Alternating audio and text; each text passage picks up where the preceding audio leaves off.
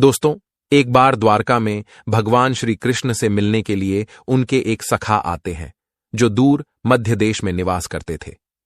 श्री कृष्ण के मित्र अत्यंत दुखी और दरिद्री थे, इसीलिए वे भगवान श्री कृष्ण के पास गरीबी को दूर करने के लिए उपाय मांगने आते हैं। श्री कृष्ण के मित्र उनसे कहते हैं, हे केशव, मैं अत्यंत दुखी और दरिद्री हूं। कितने ही परिश्रम करने पर भी मुझे अपने परिवार को पालने जितने भी धन की प्राप्ति नहीं हो पाती है।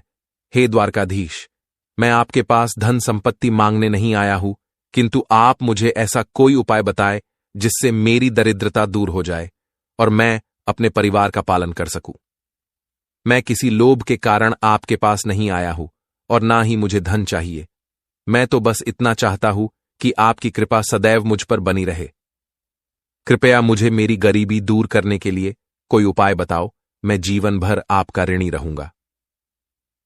मित्र द्वारा इस प्रकार से प्रार्थना करने पर भगवान श्री कृष्ण कहते हैं, हे सखा, मैं सब कुछ जानता हूं, तुम्हारे दुख के बारे में भी और तुम्हारी दरिद्रता का कारण भी, और मैं यह भी जानता हूं कि तुम मेरे पास धन मांगने नहीं आए हो और मेरे द्वारा तुम्हें धन देने पर भी तुम उसे स्वीकार नहीं करोगे। इसीलिए मैं तुम्हारे स्वाभिमान का मान रखते हुए तुम्हें धन तो नहीं दूंगा, किंतु मैं तुम्हें एक उपाय अवश्य बताता हूं जिससे तुम अपनी गरीबी दूर कर सकोगे। तुम्हारी दरिद्रता का नाश होगा और तुम्हें अपार धन संपत्ति की प्राप्ति होगी।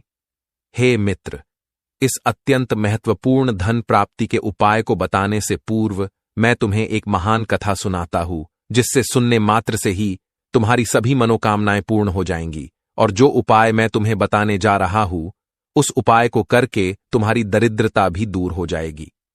इसीलिए इस कथा को तुम ध्यान से सुनो। इस कथा में मैं तुम्हें संपूर्ण मनोकामनाओं को पूर्ण करने वाली कामधेनु माता की कृपा प्राप्त करने का उपाय बताऊंगा। तुम्हें नित्य केवल एक चीज गौ माता को खिलानी है। ऐसा करने से तुम्हारी दरिद्रता समाप्त हो जाएगी। हे सखा, प्राचीन काल की बात है। पूर्व देश में एक अत्यंत धनवान सेठ रहा करता था जिसका नाम था पुष्पराग। उसके पास धन की कोई कमी नहीं थी। उस सेठ की पत्नी नीलावती अत्यंत सुंदर और पतिव्रता नारी थी। सेठ के 5 पुत्र थे और वे सभी अपने पिता के साथ ही उनके कारोबार में मदद करते थे। पुष्पराग का स्वभाव बहुत लालची और स्वार्थी था। उसने अनेकों लोगों की मजबूरी का फायदा उठाकर धन इकट्ठा किया था। उस सेठ ने धन तो बहुत इकट्ठा किया था, किंतु उसने कोई पुण्य के कार्य नहीं किए थे। शास्त्र कहते हैं कि मनुष्य जितना कमाता है उसका 1 भाग उसे दान करना चाहिए, किंतु स्वार्थ और लालच के कारण उस सेठ ने कभी 1 पैसा भी दान नहीं किया था। उसके द्वार पर आए किसी भी भिक्षुक को उसने 1 कौड़ी का भी दान नहीं किया, जिस कारण से उसके पुण्य ना के बराबर थे। फिर एक दिन उस सेठ के घर पर चोर लुटेरों ने हमला कर दिया और उसका सारा धन हड़प लिया। एकदम से लक्ष्मी को खो देने के कारण वह सेठ बहुत निराश हुआ और सदैव चिंता में रहने लगा। चिंता करने के कारण उसके शरीर में नाना प्रकार के रोग प्रकट हुए और वह बीमार होकर घर पर ही पड़ा रहा। धन के अभाव में उसका परिवार गरीबी में जीवन बिताने लगा। उसके बेटे भी खेत में काम करने लगे, लेकिन मेहनत करके भी वे थोड़ा सा ही धन कमा पा रहे थे और अपने परिवार का पेट पाल रहे थे। बहुत दिन बीत गए। उस सेठ की तबीयत दिन ब दिन खराब होती जा रही थी और उसे मृत्यु का भय सताने लगा। उसकी पत्नी उसकी बहुत सेवा किया करती थी, किंतु कोई भी उपाय करके भी सेठ की तबीयत ठीक नहीं हो रही थी। फिर एक दिन उस सेठ के द्वार पर यमराज साधु का भेष धारण करके पधारे और उन्होंने सेठ की पत्नी से कुछ अन्नदान करने को कहा। सेठ की पत्नी का स्वभाव दयालु था, इसीलिए उसने उस साधु महात्मा को घर के अंदर बुलाया और अपने रसोई में जो कुछ भी पड़ा था वह सारा उस साधु को भोजन में खिला दिया। इससे वह साधु अत्यंत प्रसन्न हुआ और कहने लगा, हे माता, आपने आज इस भूखे साधु की भूख मिटाकर बड़ा पुण्य का काम किया। मेरे मन में तुम्हें कोई वरदान देने की इच्छा हो रही है, इसीलिए आज तुम जो भी मांगो उसे मैं निश्चित ही पूर्ण करूंगा। साधु के यह वचन सुनकर उस सेठ की पत्नी ने कहा, हे महात्मा, आपको कोटि कोटि प्रणाम है। हे साधु, कुछ समय पहले हम बहुत ही धनवान थे, किंतु चोर लुटेरों ने हमारा सब कुछ छीन लिया, जिस कारण से हमें दरिद्रता में जीवन बिताना पड़ रहा है। मेरे पति की भी तबीयत खराब हो गई और वे भी मृत्युशैया पर लेटे हुए हैं। कृपया आप कुछ ऐसा उपाय बताए हैं जिससे हमारे दुख दूर हो जाए। उस सेठ की पत्नी की बात सुनकर वह साधु महात्मा बोले, हे माता, तुम्हारी यह दुर्दशा तुम्हारे पति के कुकर्मों के कारण हुई है। उसने अपने जीवन में कभी दान धर्म नहीं किया, कभी कोई पुण्य का काम नहीं किया। उसने दूसरों को दुख देकर ही इतना सारा धन प्राप्त किया है, इसीलिए दुर्भाग्य उसका पीछा नहीं छोड़ रहा है। किंतु यदि तुम इस दुर्भाग्य से पीछा छुड़ाना चाहती हो तो मैं तुम्हें एक उपाय अवश्य बताऊंगा। तुम अभी सभी मनोकामनाओं को पूर्ण करने वाली कामधेनु माता की शरण में जाओ, वे निश्चित ही तुम्हारे दुख दूर करेंगी। तुम एक गाय अपने घर पर लाकर उसकी सेवा करो और नित्य उसे एक चीज खिलाओ जो मैं तुम्हें बताऊंगा, जिससे तुम्हारी दरिद्रता दूर हो जाएगी। इस प्रकार से वह साधु उस सेठ की पत्नी को उपाय बताते हैं और उसी स्थान पर अंतर्ध्यान हो जाते हैं। फिर इस चमत्कार को देखकर वह सेठ की पत्नी आश्चर्य में पड़ जाती है और उस साधु द्वारा बताए गए उपाय को करने का निश्चय करती है। उसके पास उतना धन तो नहीं होता है कि वह गाय को खरीदे, इसीलिए वह गांव के पास स्थित गौशाला में जाकर वह उपाय करती है। वह रोज सुबह चुपके से घर से निकलकर गौशाला जाने लगी और साधु द्वारा बताई हुई वह चीज उस गाय को खिलाने लगी। फिर एक दिन अचानक उसे यह समाचार मिला कि राजा के सिपाहियों ने उन चोर लुटेरों को पकड़ लिए है, जिन्होंने उस सेठ का धन चोरी किया हुआ था। इस प्रकार से गौ माता के आशीर्वाद से उस सेठ को उसका सारा धन प्राप्त हुआ। फिर वह सेठ भी अपनी पत्नी के साथ रोज गौशाला में जाने लगा और गाय की सेवा करने लगा। रोज गाय के पीठ पर जो कूबड़ होता है उसे स्पर्श करने लगा, जिससे उसके सभी रोग भी नष्ट हो गए और वह फिर से स्वस्थ हो गए। इस प्रकार से गाय की सेवा करने मात्र से ही उस सेठ को सारी संपत्ति वापस मिल गई। उसके बाद वह सेठ रोज दान धर्म करता। उसने अपने घर के पास एक गौशाला भी बनाई और रोज गायों की सेवा करने लगा।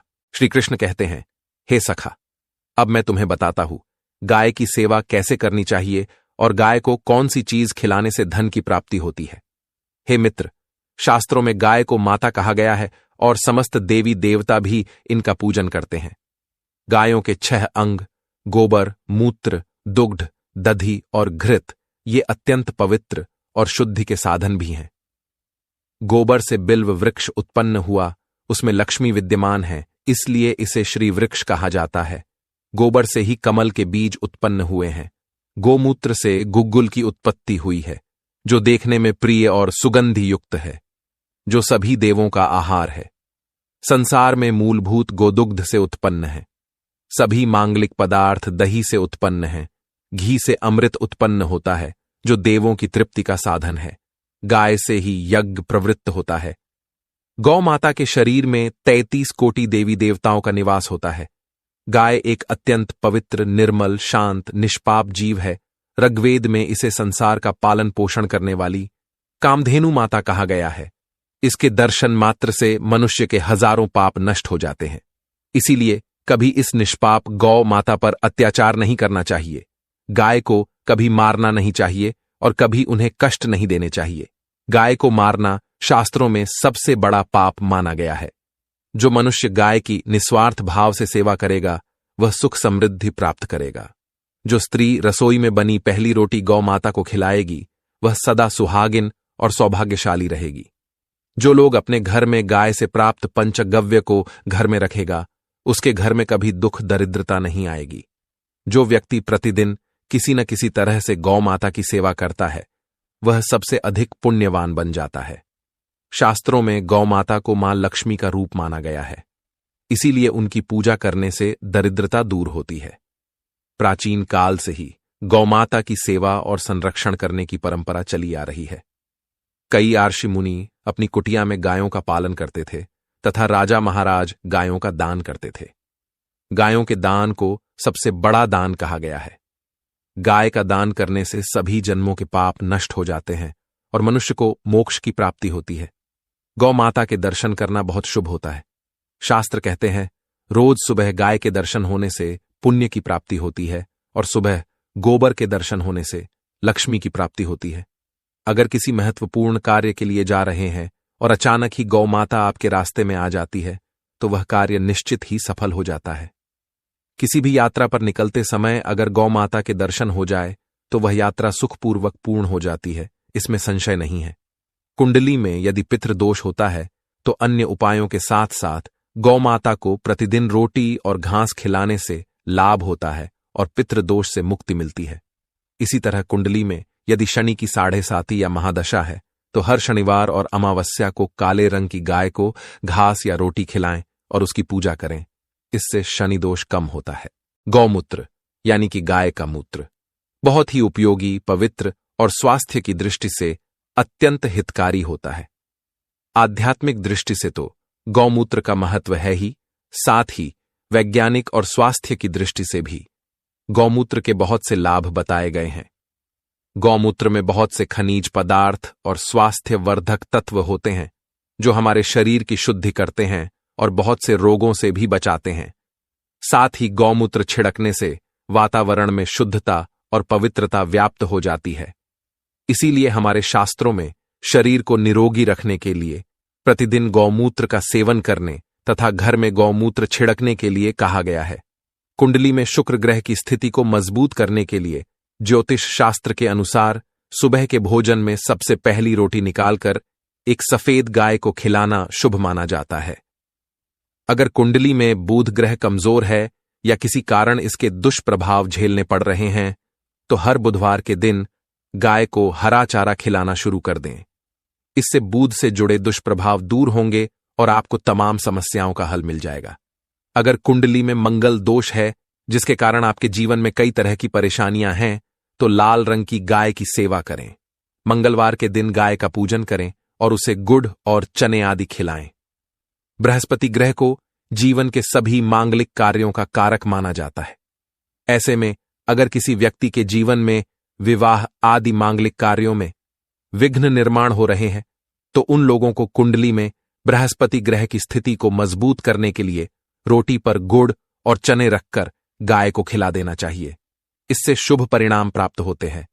अगर घर में अशांति है, लड़ाई झगड़े होते रहते हैं तो घर में सुख शांति बनाए रखने के लिए घर के अंदर गाय के गोबर से बने उपले को जलाना चाहिए और उसका धुआं संपूर्ण घर में फैलाना चाहिए। इससे घर की नकारात्मक ऊर्जा नष्ट होती है और सकारात्मक ऊर्जा में वृद्धि होती है। गाय के दूध, दही, घी, गोबर और गौमूत्र से बनने वाले मिश्रण को पंचगव्य कहते हैं। पंचगव्य को पापनाशक कहा जाता है और हिंदुओं की एक धार्मिक विधि प्रायश्चित करने में इसका उपयोग किया जाता है।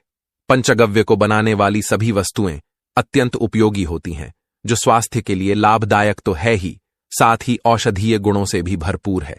अगर द्वार पर गौ माता आती है तो उसे बिना रोटी खिलाए जाने मत देना, नहीं तो दुर्भाग्य का सामना करना पड़ेगा। क्योंकि जिसके द्वार से गाय बिना कुछ प्राप्त किए लौट जाती है उसके घर से लक्ष्मी भी चली जाती है। प्रत्येक स्त्री को प्रतिदिन गाय के लिए एक रोटी बनानी चाहिए और प्रेम से गौ माता को खिलानी चाहिए। इससे गौ माता का आशीर्वाद प्राप्त होता है और मन की इच्छाएं पूर्ण होती हैं। कुछ लोग गौ माता को बासी भोजन अथवा जूठन खिला देते हैं। इसे शास्त्रों में पाप माना गया है। आप किसी अन्य पशु को खिला सकते हैं लेकिन गाय को कभी जूठन नहीं खिलाना चाहिए। भूख लगने के कारण गौ माता उस अन्न को ग्रहण तो कर लेती है लेकिन इसका पाप उस व्यक्ति को लगता है जो गौ माता को ऐसा बासी भोजन खिलाता है। गाय एक शाकाहारी और पवित्र पशु है, इसीलिए गाय के भोजन में कभी मांस, अंडे आदि चीजें नहीं डालनी चाहिए। ऐसा करने से महापाप लगता है। यदि कुंडली में चंद्रदोष है और जिसके कारण लगातार परेशानी उठानी पड़ रही है तो रोटी पर सफेद मक्खन, नमक और घी लगाकर गौ माता को खिला दे। यदि शनि दोष है तो आटे में थोड़े काले तिल मिलाकर रोटी बनाकर गौ माता को खिला दे। इससे शनि दोष समाप्त होता है। मंगल दोष को दूर करने के लिए रोटी पर हल्दी लगाकर गाय को खिलाना चाहिए। अगर घर में धन की समस्या है तो गुरुवार के दिन गाय को केले का फल खिलाना चाहिए। इससे दरिद्रता दूर होती है। गौ माता के पीठ पर एक उभरा हुआ कूबड़ होता है। उस कूबड़ में सूर्य केतु नाड़ी होती है। जब भी द्वार पर गौ माता पधारे तो इस कूबड़ को एक बार जरूर स्पर्श करे। इससे जीवन से सभी रोगों का अंत होगा और धन संपत्ति की प्राप्ति होगी। शास्त्रों में कहा गया है, जो मनुष्य तन मन धन से गौ माता की सेवा करता है वह मृत्यु के बाद वैतरणी नदी को गौ माता की पूंछ पकड़कर पार कर लेता है। उस व्यक्ति की अकाल मृत्यु नहीं होती है और उसे मोक्ष की प्राप्ति होती है। जिस व्यक्ति के भाग्य की रेखा सोई हुई है अगर वह व्यक्ति अपनी हथेली पर गुड़ रखकर गौ माता की जीभ से चटाता है तो उसकी सोई हुई भाग्य रेखा खुल जाती है और उसका दुर्भाग्य सौभाग्य में परिवर्तित हो जाता है। तो दोस्तों, इस प्रकार से भगवान श्री कृष्ण ने गाय का महत्व बताया है। आप भी नए साल की शुरुआत में गौ माता को ये चीजें जरूर खिलाए, आपकी सभी मनोकामनाएं अवश्य पूर्ण होगी। उम्मीद है आपको यह काथा और जानकारी पसंद आई होगी। वीडियो को लाइक जरूर करें, कमेंट में जय श्री कृष्ण अवश्य लिखे, साथ ही चैनल को सब्सक्राइब करें ताकि ऐसी ही आध्यात्मिक जानकारी आपको प्राप्त हो। आप सभी का धन्यवाद।